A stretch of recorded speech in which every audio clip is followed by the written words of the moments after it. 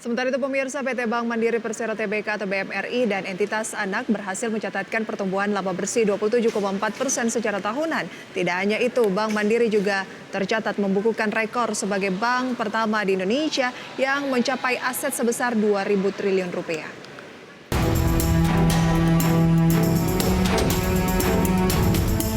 Dikutip dari laporan keuangan perseroan PT Bank Mandiri Persero Tbk atau BMRI, dan entitas anak berhasil mengantongi laba sebesar 39,1 triliun rupiah. Angka ini melesat 27,4% secara tahunan jika dibandingkan dengan raihan di kuartal 3 2022 di 30,7 triliun rupiah.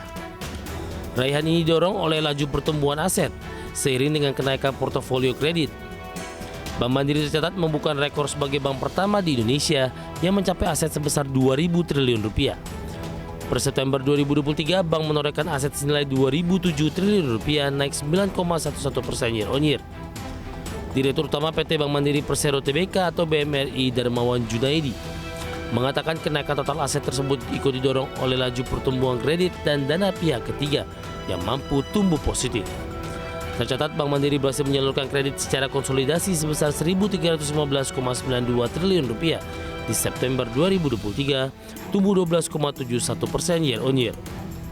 Penopang kredit pertumbuhan utamanya dari penyaluran kredit di segmen komersial yang naik signifikan 18,55% year on year, menjadi 222,3 triliun rupiah, dan kredit small medium enterprise atau SME yang mencapai 74,16 triliun rupiah atau naik 11,73% year on year. Kredit Bank Mandiri segmen mikro tumbuh 10,09% year on year, menjadi 161,4 triliun rupiah di akhir September 2023. Kredit consumer bank naik 12,04% year on year, menjadi 109,3 triliun rupiah.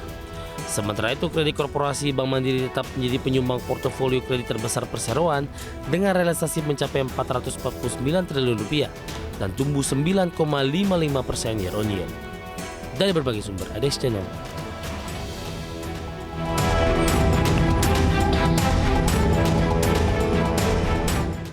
Dan berikut pemirsa adalah market highlights pada pagi hari ini. Di antaranya ada Gotoh batalkan rencana IPO di luar negeri seiring perbaikan kinerja keuangan. Kemudian ada laba bersih ISA tembus 2,7 triliun rupiah di kuartal 3 2023, positif 11 kuartal berturut-turut.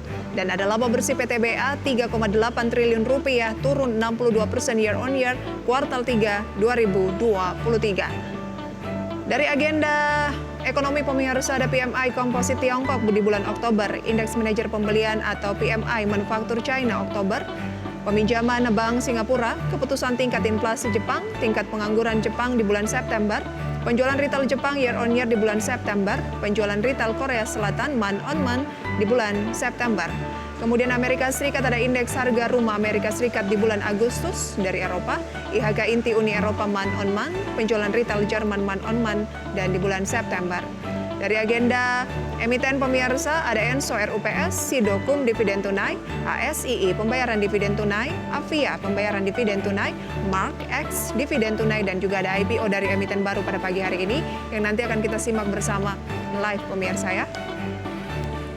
Bursa Asia data selengkapnya bisa Anda saksikan di layar pemirsa, di mana pada pagi hari ini data dari pembukaan Bursa Asia terpantau cenderung bergerak melemah. Nikkei Jepang turun 0,22%, Straits Times Singapura naik 0,35%, Kospi turun 0,73%, Hang Seng Hong Kong turun 0,39%.